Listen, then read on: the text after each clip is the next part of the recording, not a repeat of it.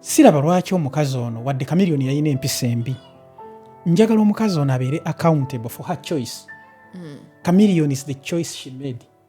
Omukazi oyo yali mukazi mulungi okitegeera tasobola kera kumakya nankakasa nti nno mu basajja bonna abaaliwo mu Uganda yalema okulondako omusajja ategeerekeka ye n'alondawo chameleon ate kati avaayo ayogera negative eri chameleon. This was 100% her choice. Yalina abantu bangi nnyo abamwagala kamaleyo okitegeera n'asalawo mu bantu bonna bonna abategeerekeka oyo omukazi yali alabika bulungi nnyo. Uganda beauty standards zisinziira ku kala. Actually she looks more beautiful now. Okitegeera buli kimu yali kyamuli ku ngalo okitegeera ye bwe yatunulira abantu bonna baali bamwagala n'alonda chameleon. At least for once ladies be accountable for your choices. Mukkirize nti nno ensobi njiguddemu, don't tell us nti oba chameleon yali violent oba yali ki watomera.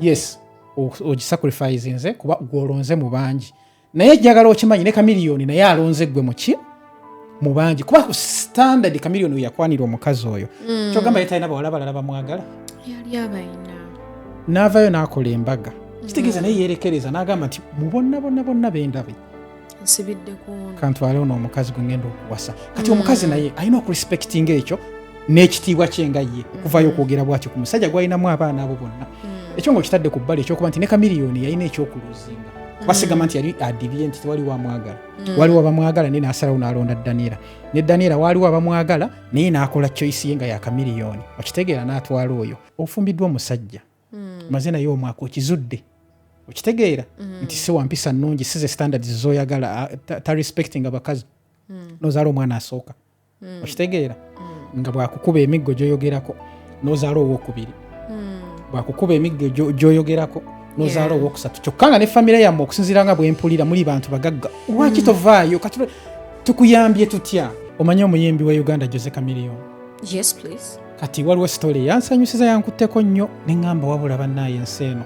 Story eno buli muntu yagirabye mu ngeri ye kuba eri ku trending as of now naye lwaki njogerako story eno yankutteko nti mukazi wa Chameleon yavaayo Uganda n'agenda oba ali mu America oba ali Canada simanyi mu kubeera Canada yakoze post yakoze post n'agamba nti Chameleon yamukyaya abasajja nti bwe yabeera naye mu relationship yamutulugunya like yamuyisa bubi tagina experience yonna nnungi gyajjukira mu kubeera naani ne Chameleon era yensonga lwaki yadduka ye Uganda yali domestic violence n'asalawo akole ki abeere mu America era tayagala kumanya musajja yenna oba experience embi gye yafuna mu Chameleon.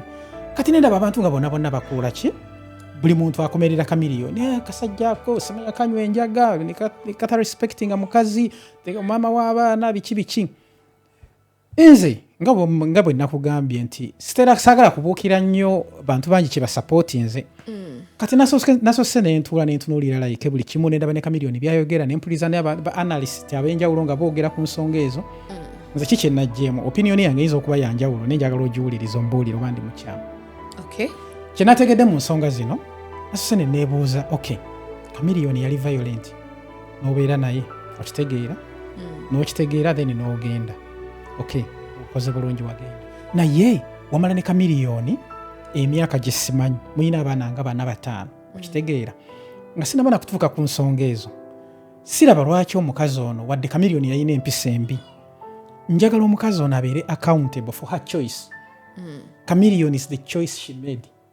Omukazi oyo yali mukazi mulungi okitegeera tasobola kera kumakya nankakasa nti nno mu basajja bonna abaaliwo mu Uganda yalema okulondako omusajja ategeerekeka ye n'alondawo Chameleon ate kati avaayo ayogera negative eri Chameleon. This was 100% her choice. Yalina abantu bangi nnyo abamwagala kamaleyo okitegeera n'asalawo mu bantu bonna abategeerekeka oyo omukazi yali alabika bulungi nnyo. Uganda beauty standards zisinziira ku kala. Actually she looks more beautiful now. Okitegeera buli kimu yali kyamuli ku ngalo okitegeera ye bwe yatunulira abantu bonna baali bamwagala n'alonda Chameleon. At least for once ladies be accountable for your choices. Mukkirize nti nno ensobi njiguddemu, don't tell us nti oba Chameleon yali violent oba yali ki watomera. Kati ekyokutomera ng'omaze okukiteeka ebbali kankitwale nti Chameleon yali amuyisa bubi wadde simanyi naye okusinziira ku byayogera yali akuyisa bubi. Omusajja akukwanye Chameleon ogambye osacrifice nze life yo n'obeera naye okitegeera. Yes ogisacrifice nze kuba gwolonze mu bangi naye jjagala okimanyi ne kamiliyoni naye alonze gwe muki mu bangi kuba ku standard kamiliyoni yakwanira omukazi oyo kyogamba ye talina bawala balala bamwagala yali abayina n'avaayo n'akola embaga kitegeeza naye yeerekereza n'agamba nti mu bonna bendabe nsibidde kuno kantwale ono omukazi gwe ngenda okuwasa kati omukazi naye alina okurespectinga ekyo n'ekitiibwa kye nga ye okuvayo okwogera bwatyo ku musajja gwalinamu abaana abo bonna ekyo ng'okitadde ku bbali ekyokuba nti ne kamiliyoni yalina ekyokuluzinga basigamba nti yali adibye nti tewaliwo amwagala waliwo abamwagala naye n'asalawo n'alonda daniela ne daniela waaliwo abamwagala naye n'akola choice ye nga ya kamiliyoni okitegeera n'atwala oyo kakati tugende ku point yabeera mu bufumbo obuli violent ofumbiddwa omusajja maze naye omwaka okizudde okitegeera nti si wampisa nnungi si ze standards zoyagala ta respecting abakazi nozaala omwana asooka okitegeera nga bwakukuba emiggo gyoyogerako nozaala owokubiri bwakukuba emiggo gyoyogerako nozaala owokusatu kyokka nga ne famire yamme okusinziira nga bwempulira muli bantu bagagga lwaki tovaayo tukuyambye tutya zino choices zizo gwe weerondera omusajja oyo okitegeera nakuyisa mu bintu ebyo byonna nozaala abaana bataano egyo myaka nga 8 9 10 gy'omaze n'omuntu oyo kati ku ffenna ani abatategeera bulungi ffenna tuba tutegeera mwami ffenna tuba tutegeera kakati okay ffenna tutegeera kammaleyo kano then ompa opinion yo ovuddeyo ogambye gwe mukyala wa kamiliyoni nti talina mpisa yali violent yakuyisa bubi mu bufumbo era yakukyaya abasajja kamiliyoni n'avaayo n'agamba tyamunayize ebintu byange kuba ye kano nalabye ng'ayogera tyanze mukyala wange twafuna obutakkaanya asigaza respect kuba naawe oyina ebizibu byo okitegeera naye tabyogedde okitegeera ogwondaze nti waluzinga bingi nnyo mukunjagala naye nze sigenda nakwogera bye naluzinga kubanga nali ndaba nga you are worth my time okitegeera ensobi zibaawo buli muntu tewali muntu ali 100% nti agenda kukola birungi byereere naye kati gwe olaba kiri feya oyo omukazi okusinziira gwe nga bwolaba bw'omwanalayizinga kugamba nti nno yali sitaani oba yali nsobi okuba nti yayagala kamiliyoni gwe olaba nti kyekiseera ekituufu oba ddala akola kituufu okuvaayo n'ayogera kamiliyoni nga bamaze okuzaala abaana nga 6 well kunze tewali kiseera kituufu there is never the right time okitegeera one thing is I saw that post on social media it's really circulated and it attracted attention y'abantu bangi naye buli omu ng'akomerera omusajja actually this time Daniela has been posting of recent randomly abeerawo n'abaako kyasula she's been silent I think for a long time and now she's come out to kutukubirayo kamu lwaki yagenda kubanga abantu everyone buli omu yagamba lwaki baayawukana lwaki baakolaki teri yali avuddeyoko okutunnyonnyola so I think agezaako okutubuulira in her understanding of doing things alabanga that's the right way okutubuulira lwaki it all ended balina abaana bakulu omukazi ono lwaki avuddeyo kubanga you're asking me why now kitegeera there is no right time never. Secondly omukazi ono it could be one way of healing abantu abamu bayita mu bintu okitegeera maturely omuntu n'asalawo n'agamba let me persevere like I told you in the previous episode nenkugamba abantu people are in marriage but they are facing a lot of violence but because of some reasons they choose to keep in that marriage okitegeera with hope nti it shall be well okitegeera that is why if we are making the vows they made the vows tugamba for better for worse now when the worst comes in marriage it is when the man is going to come back home late and drunk it's when the man is going to hit you it's when he's not going to give you kameza and yet you're still home mom it's when his things like that you begin to hear stories about what he's doing in town because you are staying home. Now, you choose to keep in that marriage because you promised for better, for worse. And to some women, baina this saying of I don't buy that, I told you. Naye kikolera abakazi abalala, they keep in marriage because of their children. Oli n'agamba abaana bange. Omulala Daniela comes from a background ey'abantu abanaddiini. Kitegeera nsonga ziba nyingi. Taata ayinza okuba nga reverend, taata ayinza okuba nga things like that. Kati I divorce. You're going to have challenges in your marriage. In an African setting, we always run back home. You are going to tell your people, this is what I'm going through. You understand? And your people are going to advise you. Now you're going to keep in that marriage ko advise y'abantu bo. Guma abasajja we bati ajja kukyusa. Yogera naye, don't give up on him. By the way, I could remain in that marriage because I am also protecting you from yourself. It's one way of taking care of you. Nina byendaba byokola nengamba because I love you and because you are the father ow'abaana bange and because you're my husband. Okitegeera nendaba nti ebintu byokola si birungi ompisa bubi naye ate oyinza ate naawe okubeera obubi oba you're not even yourself. So I am trying to make sure amaka gaffe gatereere oba onfuna. Omukazi akugambye in her post n'akugamba yafunako miscarriage because of violence. So teyatulambululidde oba yali traumatized, yali depressed, olubuto ne luvaamu, oba rather omwana n'azaala omwana nga afudde, oba baamukuba, oba baakola ki, but it was, she went through an abuse mu makage. Omwana oyo bwe yavaamu, bwe baamutwala omukazi ne mu ddwaliro omusajja teyaliiwo in the first place. They are married, for crying out loud. Bwe bamututte mu ddwaliro, this man has a family. If we get married, my family and your family become one. Okitegeera?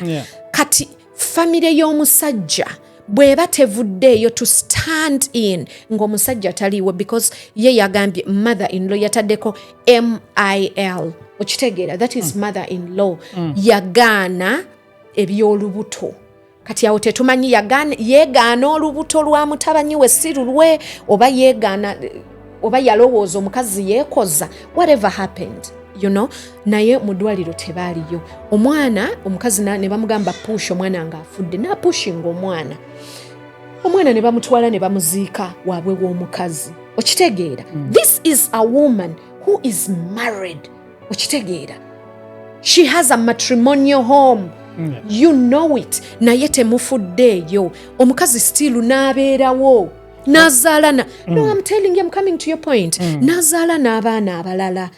So now that is not stupidity. I wouldn't call that stupidity. Actually, oyo omukazi fe abantu abalala tuyina okumubudaabuda.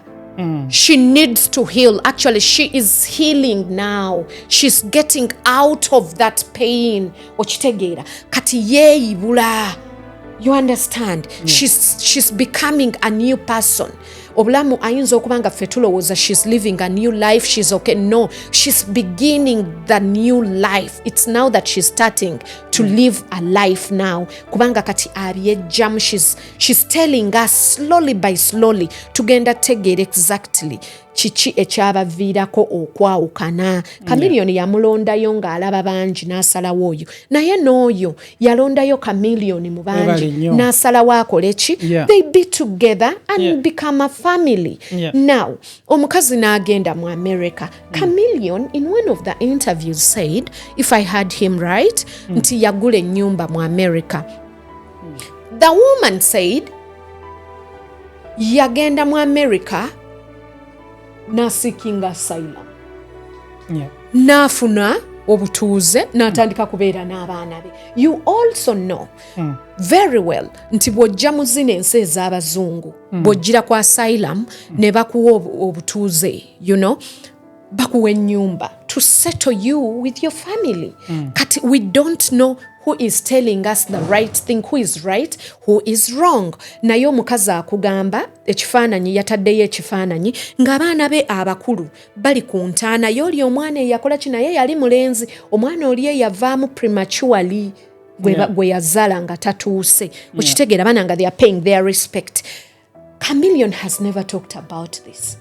the mother-in-law has never talked. Okay, the family has never come out. Now, I am not saying that Chameleon's family is wrong or Chameleon is wrong. What I am trying to say is tuleke okusala omusango okugamba nti Daniela is wrong. Daniela is healing. She's gone through Daniela is a victim of domestic violence. Okay. And she's telling us slowly by slowly what transpired in their marriage that led to their marriage or kusasika, them to split. But why am I saying tuleme okujajinga? Tuleme okujajinga kubanga tetuwuliranga side ya Chameleon. Chameleon has not come out to tell us or to give us an interview of what transpired between them two. All he says is bwe mubanga mwagala okumanya what happened oba Daniela byagamba bituufu or what happened between us mumukubire essimu. Me, I don't have any comment on that. Otegedde kyawula abakazi n'abasajja. That's it. Okyogeddeawo kennyini tekiri kyegamba. No, nkyogedde nkugambye Daniel is a victim. Daniela is a victim. Chameleon in one way or the other. He's not affected. Okay. Family yasasika but owuliranga bwempulira okitegeera. To Daniela ayinza okubanga half family was everything. Yeah. And to Chameleon, it's okay. If you choose to go, you can go. So Daniel is healing and Chameleon moved on already with his life. Kati ekibuuzo kiri bwe kiti. Ongambye bafumbo bakola vows zaabwe. For better for worse. Kakati worse kije yali asuubira Daniela. We want to know standing here strong. Wasti bwe bagamba for better for worse tekitegeeza nti you have to always assume for the worst. No. Baba oba omanya in case anything comes kubanga life is never straight. I am like ready. Marriage telinga bola like a walk in It's not a bed of roses. No. Kati nze ngamba nze ngaze nti Daniela ekintu kino yandibadde akikwata akyandolinga bwati. Yagwa mu nsobi kati nga bwagamba n'ayagala omusajja gwatandikoze eki gwatandiyagadde n'abeera naye ebbanga eryo lyonna all that was wrong. Kati for now omuntu nze gwempita omugezi kiki oba alina okukola is to hold yourself accountable. Okitegeera, don't just throw Chameleon under the bus. Kuba kati kyakoze she's coming out atulaga side embi eya Chameleon. Kino kitegeeza nti obuvunaanyizibwa bwonna obwaviirako ensonga okugenda obukyamu abuvuddeko. Okitegeera kyesobola munenyeza. Kati nze nganze Chameleon engeri gye yareactinze yengeri yemu Daniela gyandibadde akola ki kuba olwo ebintu ebimu nga biri broken tosobola bizza mabega. Chameleon okay oba mwalwana oba yakkuba nofuna miscarriage, you're trying to heal from this. Bw'obigamba public kigenda kigenda kudamaginga kuba abantu abamu bagenda kujajinga kati nganze abamu bagenda mujajinga nga ggwe positively, abalala bagenda mujajinga nganze. Okitegeera, abalala bagenda kutandika okulaba ekifaananyi kye badde batakumanyiimu. Kitegeeza okuta relationship yammwe ogisuddeyo out there for the people to judge. Okitegeera, kati buli lwokwata ebintu n'obijja mu mikono gyo n'obikwasa ensi yonna kitegeeza nti like tebikyali mu control yo kuba kati bino senga tetubyogera kubanga nze siraba mukazi oyo kikyafiirwa senga nga bwe yayawukana ne Chameleon bwagamba amuvinze ono agenze mu America afunye oba obutuuze bwe. Why don't she just go on with life?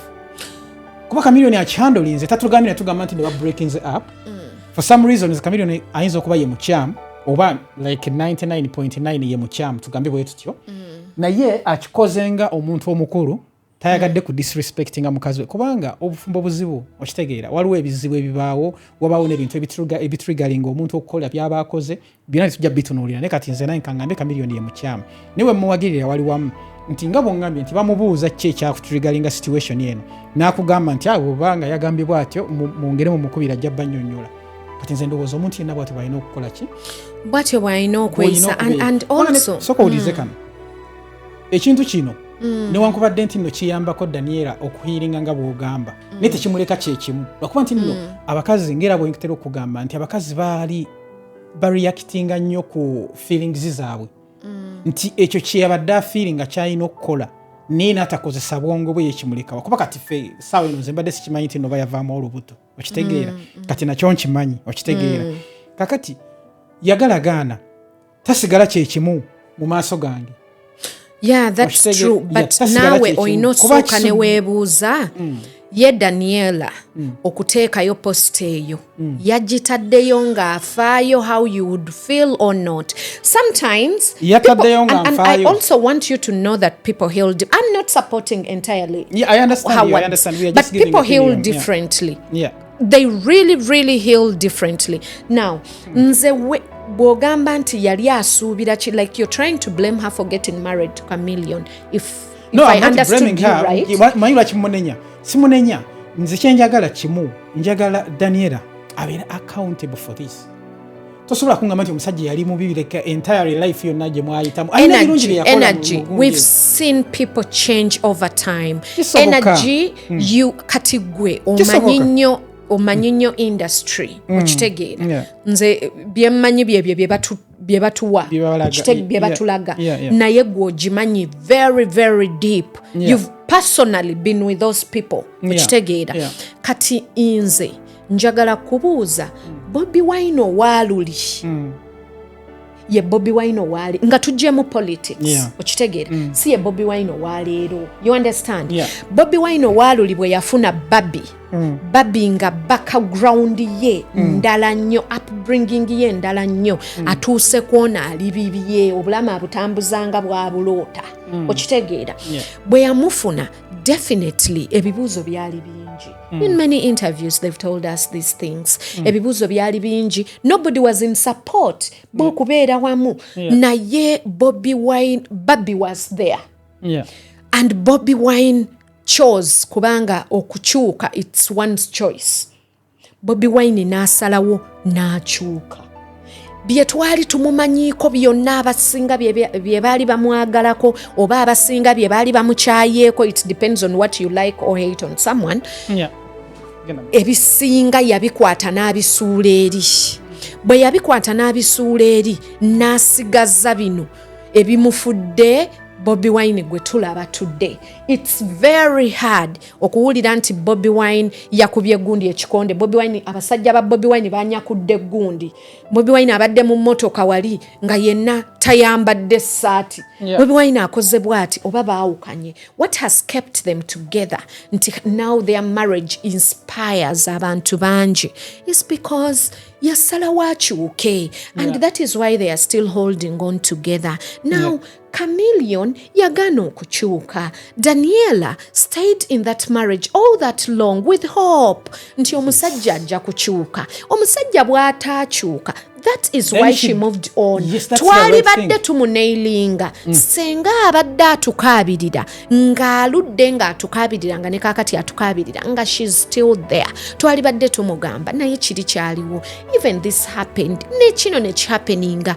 Abantu, people have been involved in your relationship. Nothing is changing ng'okolamu ki. The only thing I blame Danielle is one. She should have respect for Chameleon's family.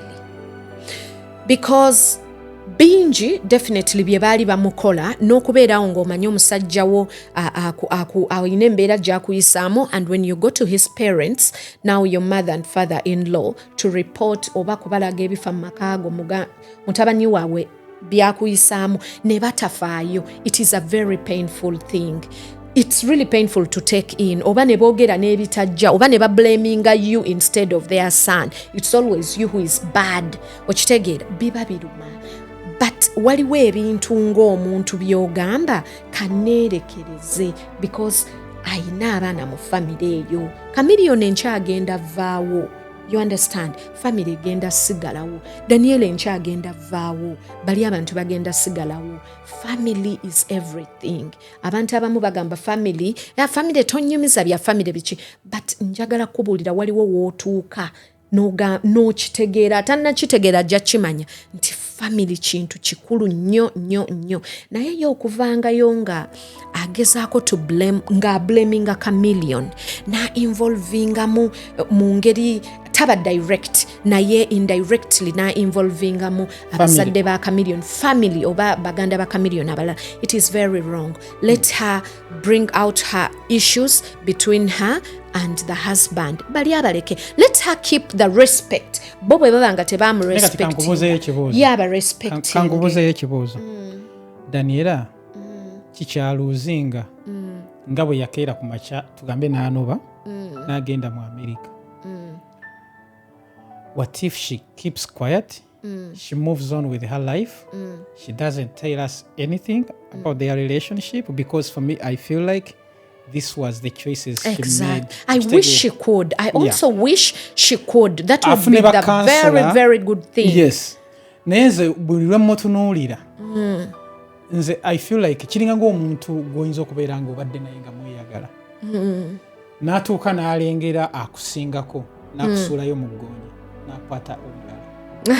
Nga takulowoozezaako nga talowoozezza bye muyiseemu. Yes, kati nze bwe nkitunuulira bwe nti however much mulaba mutuufu okitegeera kinzibuwalira nnyo okusaidinga naye okubeera nti ye tayagala kubeera like completely tali accountable for what happened. Kubanga ffe ebiseera ebisinga ebikituweesa respect kankuwa ekyokulabirako naye sijja kugenda yeeyo ekituweesa respect ng'abantu ng'abasajja kwe kubeera nti tusobola okukkiriza n'omanya omuntu yenna nti mbutuufu wano nakoze ensobi kankole ki omulundi oguddako ngenda kukola bwenti bwe nkugamba nti nakoze ensobi kitegeeza nzikiriza ngenda kulowooza omulundi bwemba ngenda kukola ekintu ekyo kitegeeza nja kwebuulirira ngezeeko okukyusa naye nze buli lwenkola ensobi neŋŋamba tebinkwatako oli yeyandetera obbikola kitegeeza siina kyenyize mu situation eyo. Kati nze Daniela mulaba ng'omukazi asobola okumuvinga on n'afumbirwa omusajja omulala n'addamu n'agwa mu mbeera y'emu, kubanga nze ndaba nti completely talina kyayize mu bufumbo bwa chameleon. Ne bwankubadde nti agamba nti nno bwali bubi baamuyisa bubi bwamukyayisa abasajja naye nze bwe mmutunuulira sobola kulaba nti ono omukazi alina kyayize. No, I think you're trying to be so defensive here because bw'ogamba nti ayinza okugwa mu nsobi eyo again kubanga takkiriza to you olaba nga she learnt nothing okitegeera naye to me she is healing. Omuntu yenna, you know, people heal differently. Kati bwe tugamba healing, omuntu omulala wansi yayinza obutakitegeera. There is what we call depression or trauma. Omuntu n'oyita mu mbeera, embeera enzibu ennyo nnyo n'ogijjamu n'obulwadde. Okitegeera. Obulwadde obwo nga bwetaaga eddwaliro nga liri special, you need to meet or seek a therapist. Okitegeera. Yeah. She definitely has gone through all this and now she is trying to heal. There are people who heal silently. And there are those who actually, I have ever met a therapist myself. Yeah. Naye bo meeting a therapist, not in the same situation, no? It's good, by the way. Nebobera mo business ngoli stressed or, you know, meet a therapist. You will be good to go. Now, for her, ateeko okubanga that's how she heals. Kuba ne therapist akugamba, speak out, you know. If that is why bw'ofuna omuntu osobola okubeera ne mukwano gwo nga tomutegeera. All of a sudden omuntu n'akukyukako, omuntu abadde happy otandika mulaba nga ali sad, omuntu abadde ali lively, omuntu abeera mu bantu atandika to isolate themselves, and then gwenga omuntu nobeera triggered, you begin to think. You think for them, you're forced to think for them because they are not coming out to speak.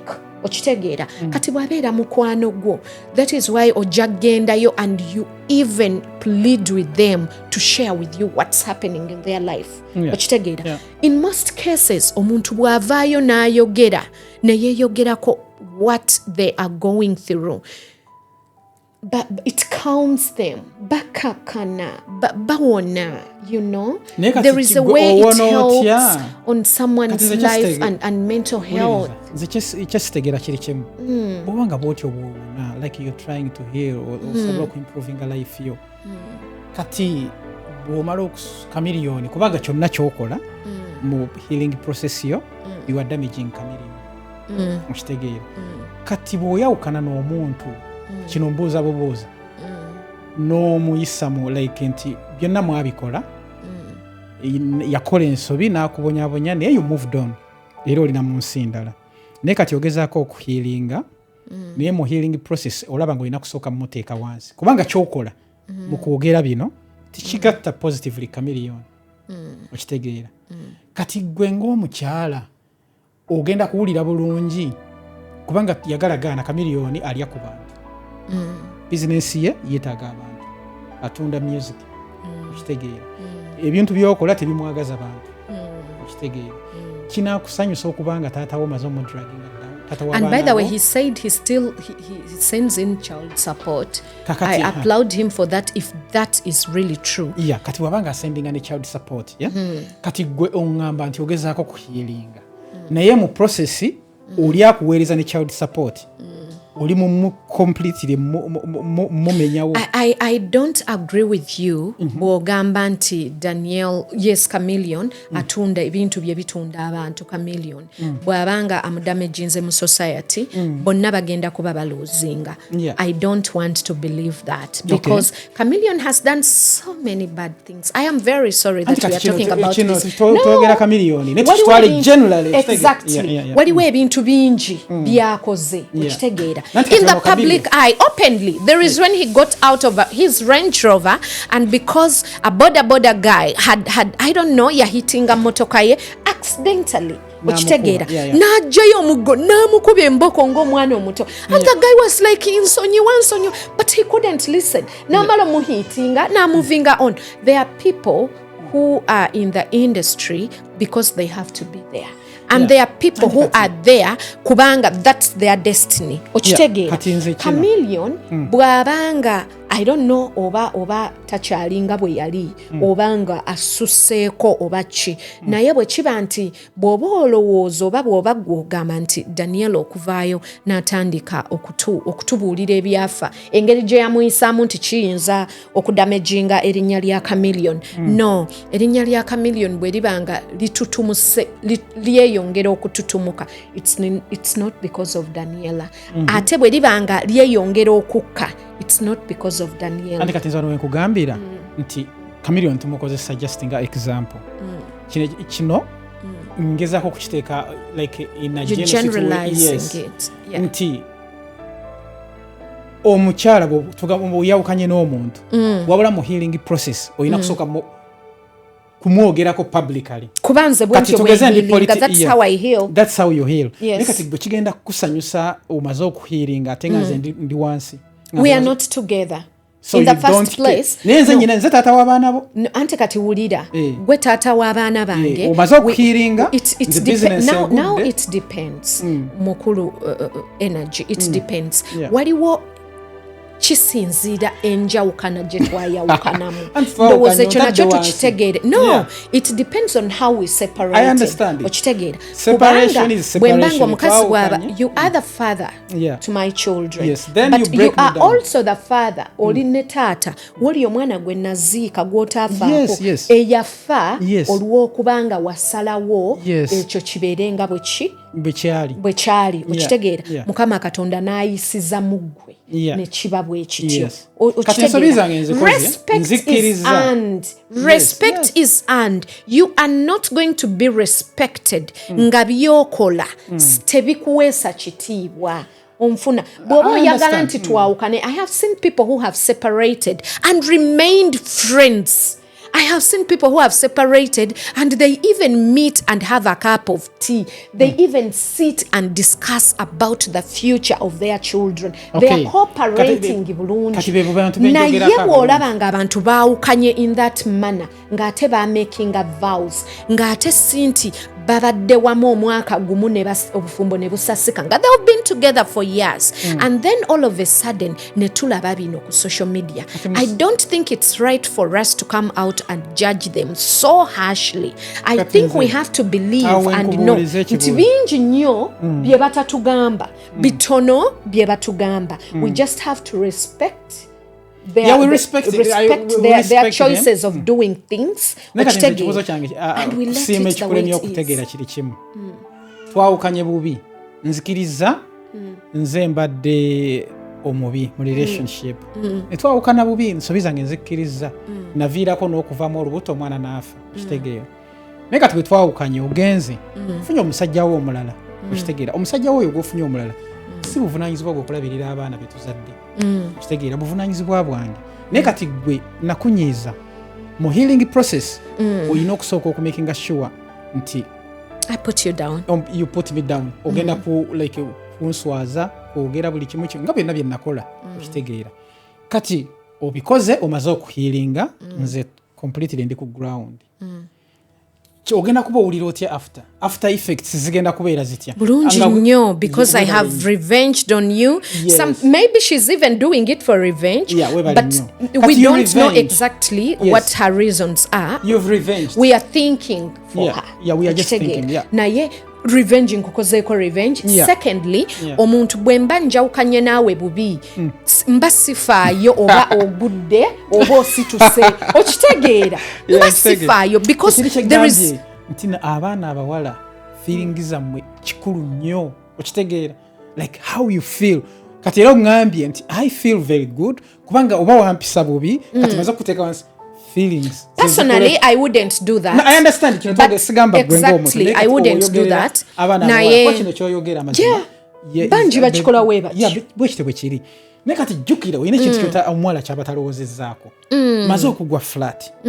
Omuvinze ono oli happily married. Oyina abaana abato. Ogenda kutuuka mu position. Omusajja gw'ofumbiddwa togenda muteekako burden ate yakulabirira abaana baatazaala. However much ayinza okubaako kyasobola okukola naye ajja kutuuka alabe nga omumenya kitegeeza life yo naawe ogenda ogimakinze hard mu butamanya olwa feelings nti you want to feel good when I'm down. And let me tell you, akati bwogamba bwotyo, I don't know what you're trying to insinuate. Kubanga si nti buli mukazi ali eyagenda mu bufumbo n'abaana n'afumbirwa n'abaana nti bataata oba taata w'abaana abo be yagenda nabo awa child support. There are very few men who actually do that, and I want to applaud them for that. Those very few men.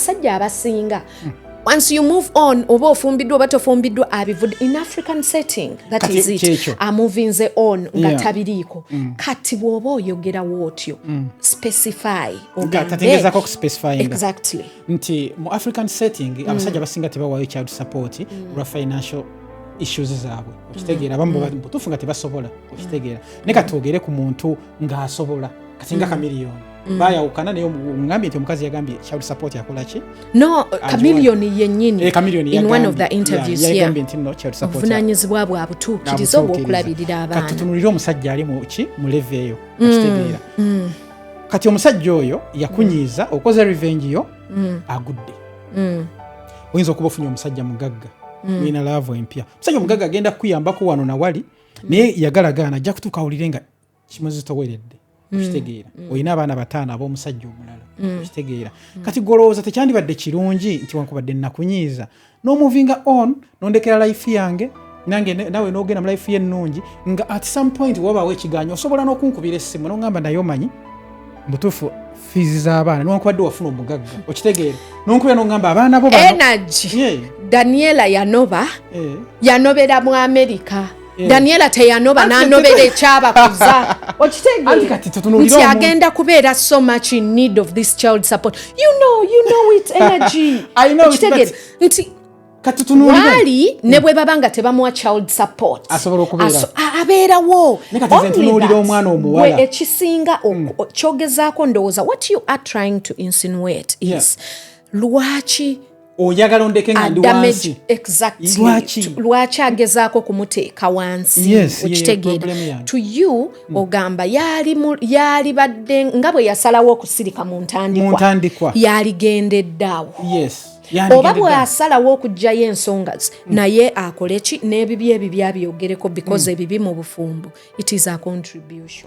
Tewali muntu abeera entayale mulungi tewali oli naye yayogera ku byoli ebibyo tabyogera kati tewali muntu avaayo ne yeekomerera ebibi bya Daniela tusobola obitegeera through chameleon. He is very mature enough kutugamba nti ye bwe tuba twagala ebikwata Daniela go direct to her. Kati yoyo muntu society bwe tulina okubeera anyway bwe tulina okubeera kubanga yagalagaana olaba kusiima ya but bw'olina okubeera nga naffe tuyize engeri gye tulina okubeera. We have to learn how to live together in harmony and peacefully. We have to learn to respect the vows. Respect is earned. Omuntu bw'obanga omuyisizza bulungi ne mwawukana kubanga mulaba tekijja bakolera okitegeera kiba kitegeeza omuntu oyo ogenda kwata essimu omukubire museke okitegeera. I don't think nti ex bw'obanga I don't know, maybe you have an ex or oba ebintu wakabitandika naye bw'obanga wabitandikako eddako ng'olina ex wo ex gwe walekanga omukutte n'omusajja tosobola kwogera naye budde buno kumukubira essimu oba tosobola kuwulira kyekimu nga ex gwe waleka ne mutuula gwe mwatuula n'olabanga tetuli compatible okitegeera ne musalawo nno tukite amicably you move both on okitegeera. Ebintu ebyo biba byanjawulo oli ne bw'oba oyogera naye kimanyi kankubuulire kino kati oyo ajja kukwata bulungi naye kati oli gwe wakwata red handed n'omusajja ya breaking a trust okitegeera togenda muwa respect yeyo. Okimanyi nti ffe abasajja bw'owulira ex wo nti nali successful kikusanyusa abasajja. I don't know if that's the case then buli lwawulira nti ex wo yafuna ssente biki kinengeri gye kikusanyusaamu kubanga nze nsuubira nga nze omusajja senga mba ntambula ku street ne bandaga akawala akaavaako ng'ensi yakkakuba ne baŋŋamba oyo yali ex wo mba nswala mba mpulira bubi sobola kubeera na proud okitegeera kati fate nze bwe nsanga ex ng'ali bulungi ne bwe mba simusanze naye mpulira buwulizi muli mutima nsanyuka ngamba kiyinza n'okuba nga oluusi mmanyi ku dreams ze naye ndaba nga azaachivinze kubanga nze sobola kulaba ex wange nga competitor mu life okitegeera kati buli lwagenda mu maaso kati nze nyina endowooza nti asobola n'okunsanga ku kkubo n'antwalako okitegeera kati kitegeeza nti senga mbeera wano ne mpulira mbu ex wange simanyi asiika chapati ku street zigwamu amaanyi honestly zigwamu amaanyi era mba ntya n'okwogera bwe mba nyina mikwano gyange mba ntya okukola ki okubagamba nti ex wange kikyenyinza okukola bwe mba nga twayawukana mu mbeera ennungi nyinza omukubira essimu like secretary bwe mba nyina obusobozi omanyi improving njagala nkuyambeko nkwateko omukono ogezeko kuimprove ge mazima nsobola okubeera kuba abantu bandaba naawe senga buli omu ayina that mentality senga ffenna tuli bulungi naye kati nze kindabikira mu ngeri eri very awkward okuwulira obulungi ng'omuntu gwe wali osula naye abonaabona ge mazima sijja kulimba kintu kirungi naye ate abalala ate bwakulaba ng'oli mu mbeera eyo oli ku luguudo otunda nnyaanya otusiika kabalagala ate akwewala abatayagala nakutunulako actually omuntu ne bwamugamba kusiima ali wali kusiima oli gwe omwerabidde mukwano gwo nga bwe mwali ennaku zino ali wali yateeka wali omudaala gwa chapati bambi aseka busesi oba n'okwegaana aleka naawe kuba biba bimulabisa aba aswala society yafa kati kivolaba nti nze nkugamba nti always omuntu buli lwoba nti osobola okubaamu ak'obuntu nga tonnakola kintu kubanga katugeze nga nze omuntu nkola nnyo ebintu byensuubira nti bye bituufu newankubadde olumu bihatinga feelings zange nkoze decision nnyingi nnyo mu life nga zihatinga feelings zange naye nga kyenyina okukola kitegeera kati nze tovolaba nti ebiseera ebimu ngenda abantu ne baŋŋamba nti oba ndi bias olumu kubawala just nti sikubeera bias naye mbeera njagala like buli omuntu lwomanya ensobi eyo you can improve you can change naye buli lwoba nga tosobola kumanya ensobi eyo gy'okoze nkubuulira mazima obeera ogenda kubeera nga odda mu kintu kyekimu buli woova n'ogenda golooza lwaki abakazi abalungi e Uganda be basinga okubeera ku mizigo naye nga they are really beautiful nosanga bawala nga bali average naye nga be bakola mu government offices be bakola okitegeera abawala bwe bati batera okubeera hambo babeera bamanyi ebintu byabwe baba bamanyi engeri ey'okukolamu ebintu ensonga lwaki ba improving mu life naye ku mizigo gy'e Kampala ogenda kusanga bakazi balungi kyekyo tebasobola kutegeera kituufu, tebaagala kubeera accountable, bava mu relationship eno n'agenda mu ndala n'agenda kubanga mulungi akimanyi buli walaga bamuwelkaminga. Kati ono bw'aba nga ali average yagamba kambeere ne bba wange tujja nubbayo ne waba mwavu kambeere ne bba wange tujja kukola mpola mpola tukole ki tufune ssente nsobola kikola mu offices bano abalungi ki baba bakwana naye kibaganisa okubaagala nti tebasobola kubeerawo nga embeera etabuseemu embeera otabukamu katono bum ng'agenda ew'omulala agenda kati agenda okumaliza nga yingidde emyaka 4 mu 5 ng'akyali awo ani abagenda okuwasa omukyala bw'ati kikulu nnyo to acknowledge sobiiyo. So ndowooza olwaliro tukomaawo tujja kutandikira awo omulundi oguddako yenna abadde atulaba so ensonga bwe zitwe bwe tuzigayizaamu ne kusiima osobola mutulaikingeko mutusharinge subscribe so that you don't miss out. tugenda kuba tubaweereza ebintu ebyakabi okitegeera ennaku 3 mu wiiki Monday ku Lwokusatu ne ku Lwokutaano. Amaanyi gaffe gali mu mmwe when you comment bwe mubanga mulina kye mwagala oba olina kyoyagala tuwogereko ne lulina kibagamba anything tubuulire ideas zo what would you say about this gwe kino kigambako kikubye tuwogedde oteesa otya mu comment section tujja kuba tubaddamu. Okay, bye.